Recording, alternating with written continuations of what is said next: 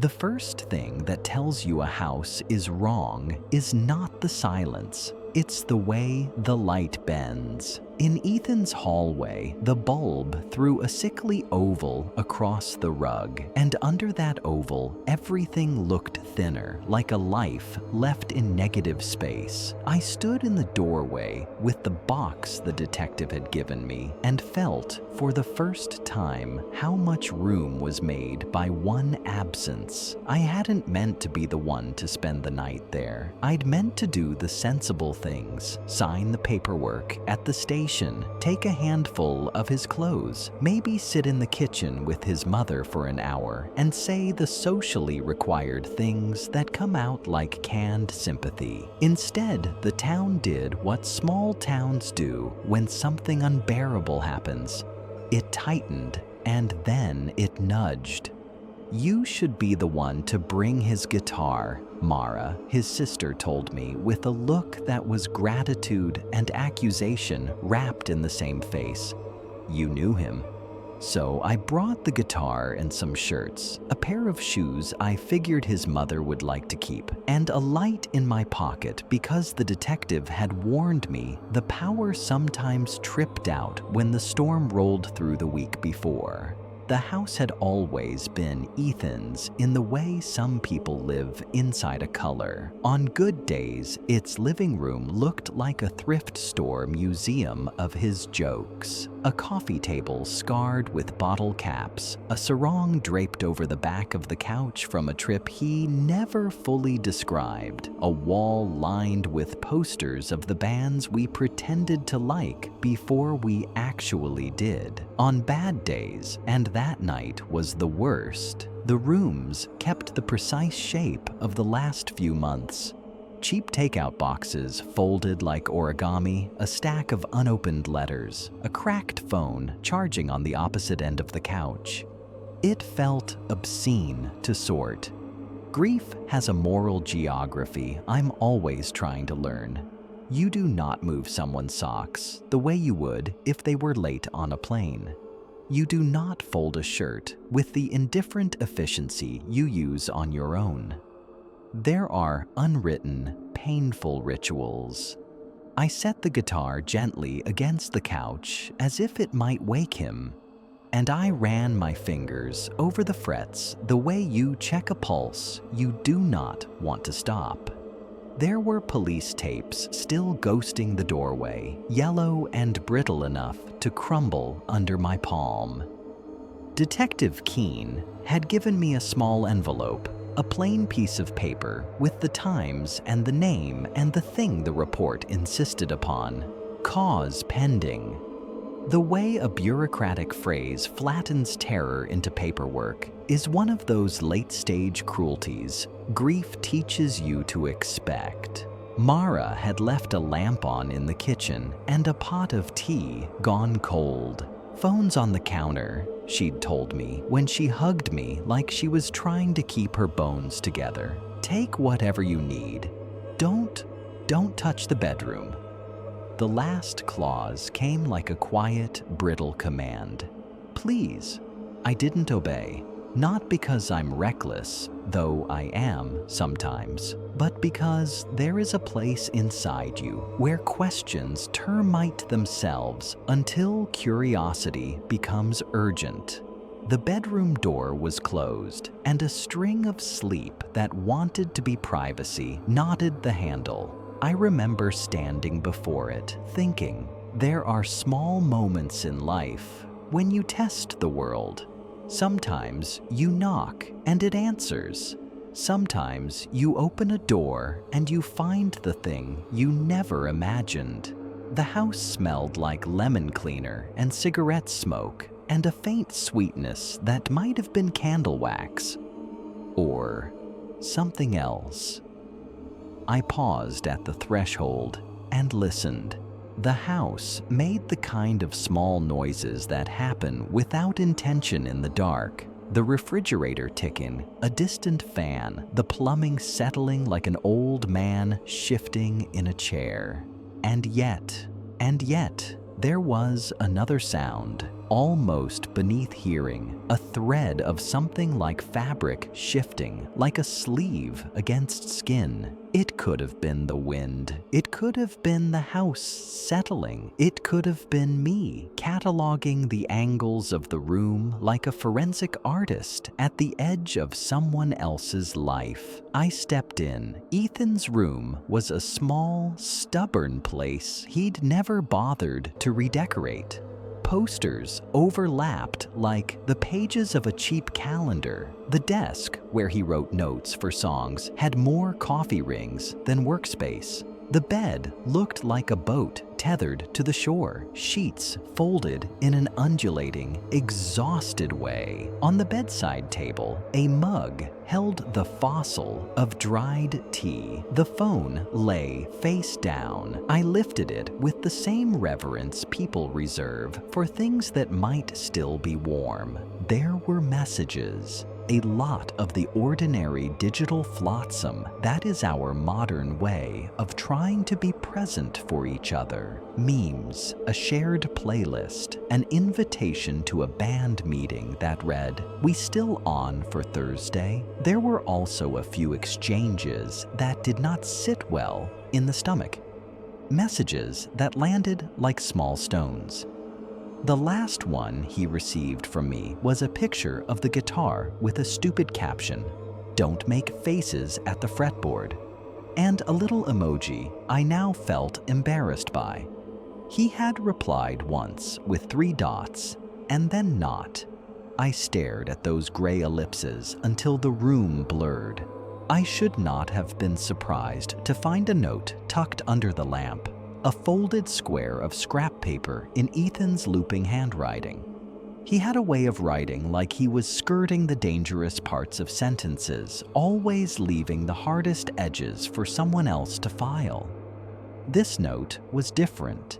It was brief and jagged in a way that read like a set of instructions to his heart rather than to the world. I read it once, twice, and then felt the floor tip a little. I left it where it was. There is a reverence to unread things, and I could not make the paper mean more than it already did simply by touching. Instead, I put on an old hoodie of his and sat on the edge of the bed, feeling the mattress hold a man it had been meant to carry. Sittings like that are a particular kind of witness. You inhabit a footprint of someone else's habits and discover with a slow, cutting intimacy how small the things that keep people tethered really are. Night deepened. I told myself I would stay until dawn and then go home. But the house would not let me leave so easily. Every time I moved toward the door, something slowed me. An old record spinning in my head, the weight of a photograph on the kitchen table. So I sat and looked until looking wore edges into the rooms. Sometime around 2 in the morning, the house changed the way a weather front moves. Gradually, then suddenly. The small sounds thickened into patterns. The ceiling fan that had been whispering in the living room fell silent. The refrigerator clicked in a rhythm that mimicked a heartbeat. My phone buzzed once on the table. A notification ping from the police department with a message asking if I'd be willing to give a statement later. I cursed softly and put the phone face down. The sound should have anchored me to the present. Instead, it dragged a thread of his company through the air, a reminder of the social reality against the immediate one. And then the first voice came. At first, it was a sound that could have belonged to the house, a sigh in the hallway, the soft intake of someone rearranging a pillow. My heart climbed and forgot its own name. I called out in that strange way we do when we attempt to normalize terror, "Ethan?" And the voice answered with something close to laughter, a small, nearly inaudible thing that was not quite a laugh and not quite a sob. It sounded like him, or like the memory of him. "Mark," it said. My name in his mouth hit me like a hand. The last thing I wanted was for the night to fold me into delusion, but every sane explanation seemed thinner than the sensation of being addressed. I stood up so fast the room swayed. The lamp below my hand hummed with the particular energy of late-night lighting. When I turned the corner into the living room, the light swung and there was nothing. The couch, the coffee table with its bottle caps, the poster edge flapping slightly where a draft found it. I told myself I had imagined it. Grief is a conjurer of small sounds. A heart wants to fill the silence with habit. I sat back down and told myself to breathe. Minutes dragged, and then a pattern of knocks began. Not loud, not insistent, but accurate. 2 short knocks, a pause, 3 long ones. I recognized the rhythm because it was something Ethan used to do, to get my attention in the dark, at parties, a private Morse code of impatience. It was the sort of thing friends invent and then use for decades. The sound came from the hallway, then again from the kitchen, then from the bedroom door. My hands trembled as I moved through the rooms, answering the knocks by calling, "Ethan?" There was no cupboard of answers. The house's silence swallowed my voice, but the knocks kept assaulting the air with the same "who are you" cadence, as if he were tapping the walls to find a way in.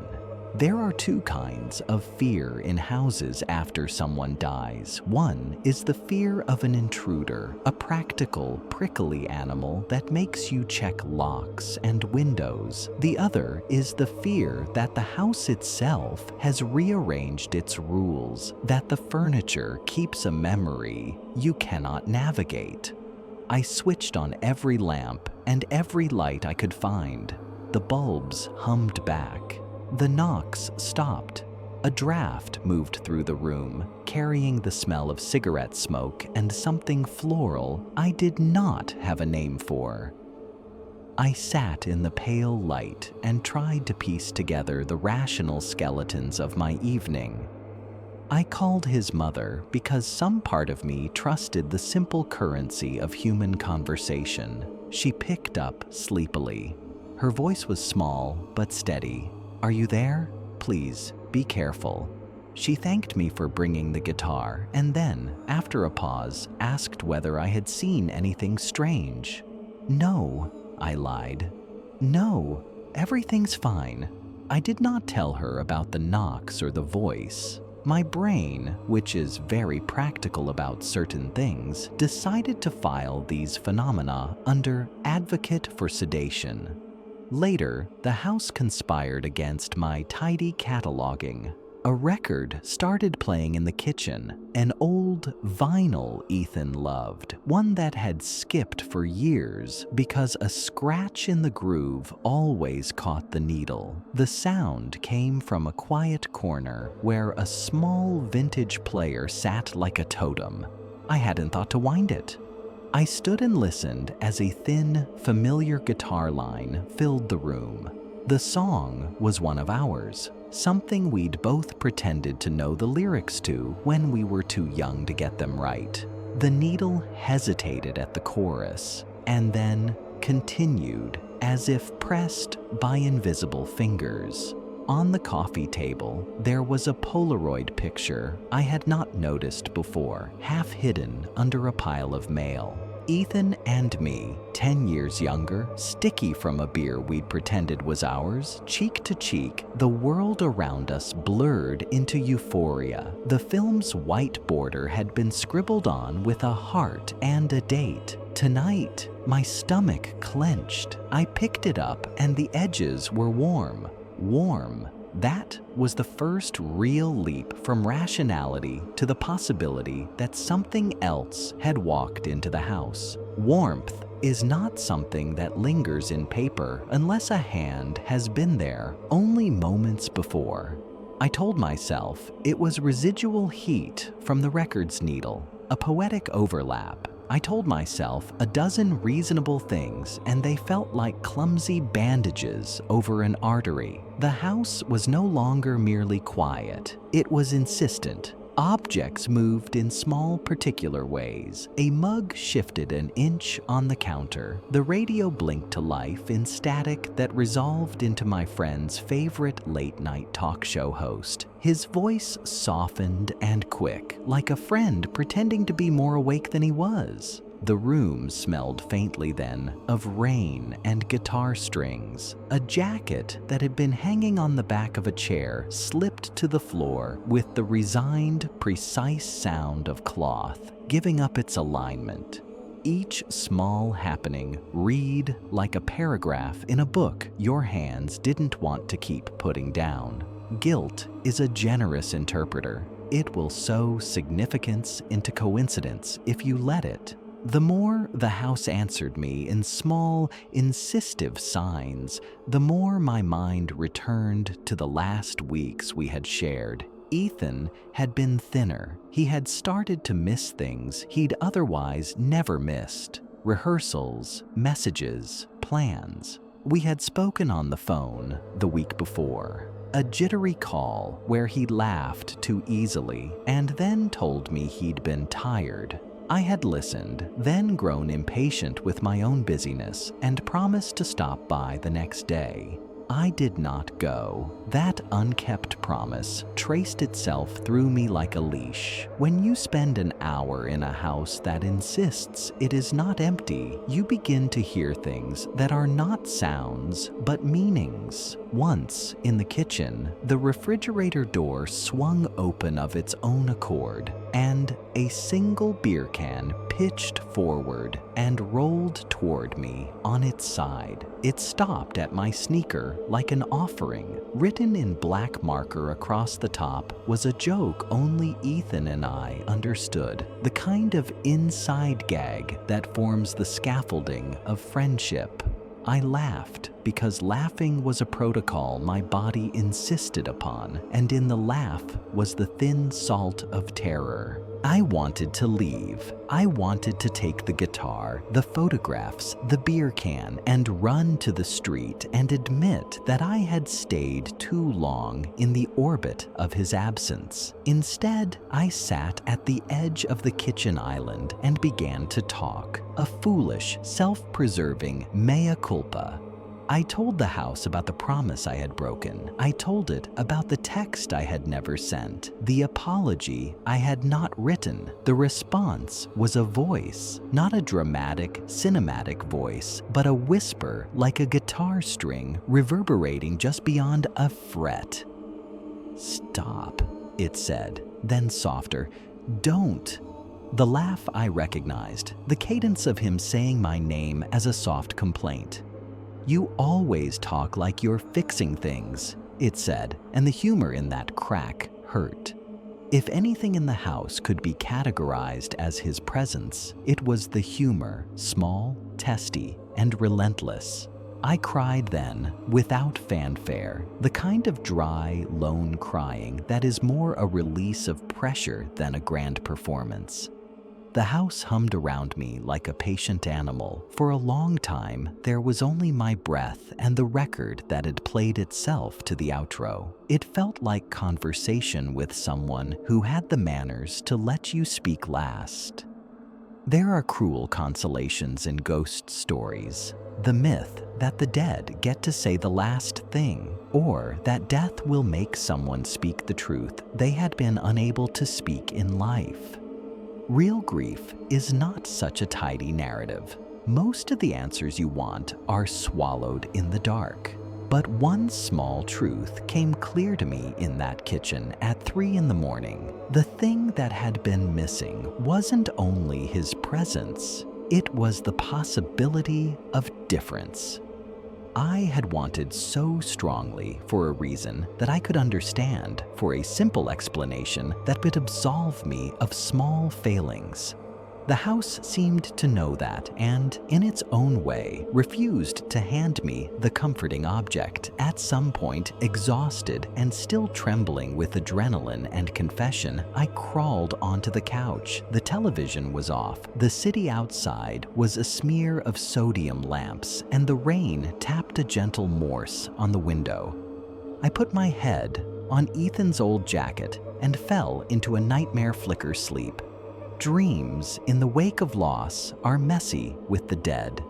I dreamed of a hallway lined with doors, each one labeled with an apology I'd never given. Doors opened and closed. Behind them were small scenes of our shared adolescence, a failed backyard show, a laugh at a high school graduation, a time when we both thought we were invincible. I woke with the taste of regret, like pennies on my tongue. When I opened my eyes, dawn had begun to argue its way into the curtains. The house looked ordinary in the diffused light. Plastic takeout containers turned into relics, posters flattened, the guitar leaning against the chair like a memory of music. My phone showed several missed calls from Mara and a text from Detective Keene asking me to come in for a statement. I felt as though I had been living in an alternate grammar for hours, and that daylight would translate everything back into the vocabulary of what was sensible. I gathered the things I had come for more as a ritual than necessity. The guitar, the Polaroids, his jacket. I tucked the plastic soldier into a pocket as if it were a talisman. Before I closed the door, I paused and looked back into the living room. The poster on the wall, one of our first band posters, had a corner curled slightly. On the table beside it sat a new Polaroid I was sure hadn't been there the night before. Ethan on stage, mid-laugh, his expression alive in a way that made the chest ache. On the white border, someone, maybe not someone, maybe the house itself, had written in a shaky script, "Keep playing." That line, scribbled like a command or a blessing, felt less like an order to me than like an instruction for the living. Keep playing. Keep being what I once was on your worst frames. Keep taking the small kindnesses and making them into something like continuity. Keep telling stories, because stories are the way we resist oblivion. Outside, the rain had stopped. The street smelled like the way a city smells after a storm. Clean, awful, full of possibility. I left the house with the small, illegible gratitude we give to night's companions, a mixture of relief and shame. Grief rearranges the furniture in your life in ways you cannot map for weeks. Missed lunches, a ringtone you never want to hear again, a place at a table that is suddenly a monument. But that morning, I had the odd, brittle gratitude of someone who had been forced to stay in a room with the truth until it became less frightening. What makes this story terrifying, the house part, the not quite supernatural part, is not that the dead speak. It's that the living are left with the task of carrying the volume of someone else's absence. The voice, the knocks, the warm photograph. They were not a promise that everything would make sense. They were invitations to keep something alive. Memory, apology, song, the small human rituals of noticing. Years later, when I tell the story, I do not offer an exculpation. I do not pretend the music played itself for any other reason than the human desire to be addressed. I tell it because it is how I was changed. The night forced me to slow, to sit with discomfort until it tempered into something like obligation. The haunting, if that is the right word, taught me how to keep a person in the compass of my life beyond the catastrophic punctuation of a death. It is the work of choosing to remember, to show up, to fold a shirt in the drawer of absence. to tell the story again so others hear the name and do not let it be swallowed by the city's short attention. If anyone asks me what I learned in the kitchen that night, the answer is embarrassingly simple and uselessly true. You cannot bring someone back by staying up all night and begging the dark for explanations. What you can do, what the house seemed to demand, is to carry the small details into morning. Keep the joke alive. Play the song. Call Mara and ask about the guitar's strings. Show up at the open mic he loved and play one of his stupid chord progressions badly and intentionally because he would have hated and loved that in the same breath. Keep playing. The final image, the one that has visited me in quiet moments since, is of a Polaroid taped to Ethan's wall with a single word beneath it: keep. It is a small, radical demand in a life obsessed with reasons and absolutions. The house, or whatever lives in the house, or whatever family of grief we conjure to hold our questions, did not give me answers. It gave me a task, the dangerous, necessary labor of being there for someone beyond their last breath. That is, perhaps, the most professional and terrifying kind of haunting there is, the one that makes you accountable for how you remember.